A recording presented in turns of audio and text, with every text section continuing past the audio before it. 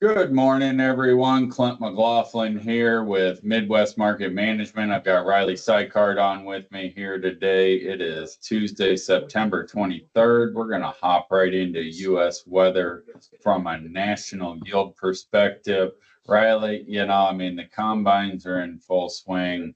From a weather standpoint, I really don't know what we're looking for here as far as how are we going to impact things at this point from a national yield perspective. I think your major risk right now would be excessive amounts of rain and or storms rolling through that would cause isolated problems. Again, really not a national yield threat, but certainly on top of everybody's mind. Let's get this stuff in before we have any issues. What do we have in store for us weather-wise here that merits any concern? Not really anything right now that's getting people wound up and making an effect on markets, or I'd say national yield. I'd like to think at this stage, Clint, what's going on with the weather is having just as big, if not a bigger effect on next year, especially those areas that are currently on that drought monitor map. If they can get some rains to make that color go away going into next year, it takes away some of the risk for that 2026 crop. Sure. Another thing to think about too, from a weather perspective, that we ought to probably reel into the mindset as well, is it's not just all about harvest. We do have field work that needs to be done after harvest, as well as putting down anhydrous. And are those windows of opportunity going to be there? Is there going to be enough moisture in the ground to get the seal you're looking for when you put the anhydrous down, and some of those factors as well? Yep, and that, like you just mentioned, with that can have a big impact on acres if it's either a friendly year or a non-friendly year on the corn side. So hopping into the maps here, first thing I got was crop conditions came out yesterday afternoon. Overall crop conditions at this stage of the year, Clint, I'm not really going to spend any time on these. As you and I both know, it's going to be on the decline. One thing that is interesting, both for corn and beans, maturity in the West, especially the Northwest, is behind. So if you're looking at North Dakota for corn maturity, 19% versus 35 average, 46 to a 51, 46 to a 63, 43 to a 55. I don't have a rhyme or reason why that is. If anybody in that region does have that answer, please feel free to put it in the comments or reach out to us and let us know. But on the corn and bean side of these USDA reports, it seems that the maturity is a little bit slow. So I'm worth noting, but I would say from a national yield perspective, Clint, I'm not letting it cause a big impact. Sure, yeah, and then you get into Iowa, Missouri, over here, now it's the opposite. We're running ahead of schedule. So it's kind of interesting what happened right there on that line. Yeah, the only way I would really be worried about something like that is if the weather shifted drastically lower and there was starting to be frost issues. But right now, that's not in the forecast, so I'm not too concerned there. Sure. Moving over to harvest progress here on the corn side of things, right in line with average. Some states, Iowa especially, Illinois as well, states where rust was really prevalent, those states are looking to be ahead of average, and I would expect those numbers to probably continue. Northern states either just getting underway or not even really started yet, so we'll have to watch and see that.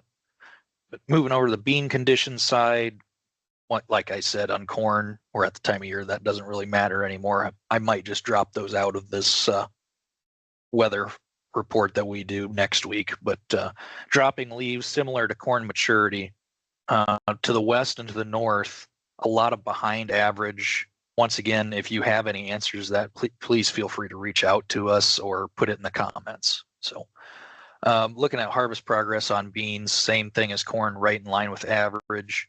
Some stuff that had either SDS or just some early die off, especially to the east where it was dry. Harvest progress ahead of average there, and then west a little bit behind. So moving into the actual weather maps here in the next 1 to 5 day, Clint, temperatures have been set exactly where you want them for about the last 2 to 3 weeks.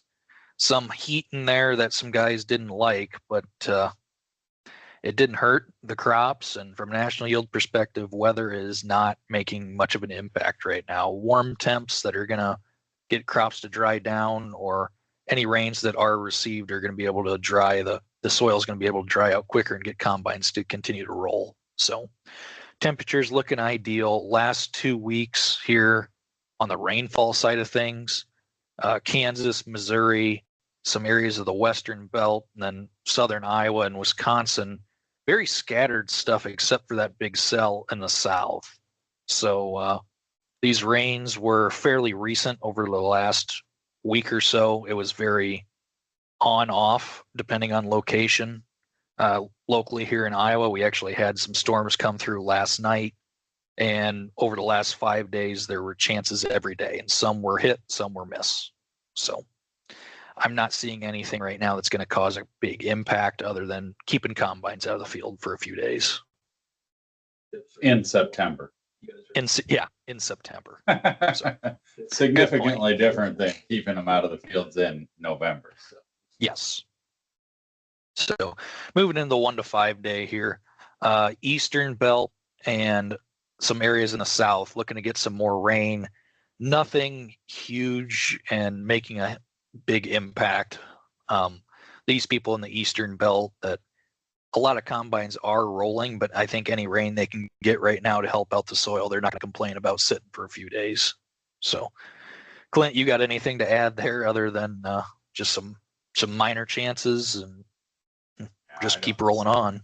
Yeah, I don't see anything here that's of a threat. No. So moving into the 6 to 10 day, the dry out window is going to be there. And I would say as we move the calendar into October, as you can see, this chart's going through the 2nd of October, a lot of dry down coming through that phase. And I would expect the first week of October to have a lot of harvest progress made. So doesn't look like there's going to be any market impact by a delayed harvest as of right now. So putting it all together, the 1 to 13, it's basically just the stuff from the 1 to 5 day. 6 to 10 fairly empty. So overall, not really any big market scares. And from a national yield perspective, you and I have both said yield's not really going up at this point unless you're talking about the crop that isn't even in a bag yet for 2026. So from a national weather standpoint, Clint, stuff looks pretty good, and I expect a lot of combines to be rolling over the next 2 weeks. So sounds good, Riley. I appreciate you putting the maps together for us. Don't forget, folks, we've got South America weather coming up right after this, so you'll want to tune in for that and take a look at what's happening down in the Southern Hemisphere as they're kicking off a rather important growing season here as well. So again, Clint McLaughlin, Riley Sykard, check us out at MidwestMarketManagement.com. We'd love to hear from you. Thanks a lot and have a great day. This material has been prepared by a sales or trading employee or agent of Midwest Market Management and is in the nature of a solicitation. This material is not a research report prepared by of Midwest Market Management Research Department. By accepting this communication, you agree that you are an experienced user of the futures markets, capable of making independent trading decisions, and agree that you are not and will not rely solely on this communication in making trading decisions. Distribution in some jurisdictions may be prohibited or restricted by law. Persons in possession of this communication indirectly should inform themselves about and observe any such prohibition or restrictions. To the extent that you have received this communication indirectly and solicitations are prohibited in your jurisdiction without registration, the market commentary in this communication should not be considered a solicitation. The risk of loss in trading futures and/or options is substantial, and each investor and/or trader must consider whether this is a suitable investment. Past performance, whether actual or indicated by simulated historical tests of strategies, is not indicative of future results. Trading advice is based on information taken from trades and statistical services and other sources that of Midwest Market Management believes are reliable. We do not guarantee that such information is accurate or complete, and it should not be relied upon as such. Trading advice reflects our good faith judgment at a specific time and is subject to change without notice. There is no guarantee that the advice we give will result in profitable trades.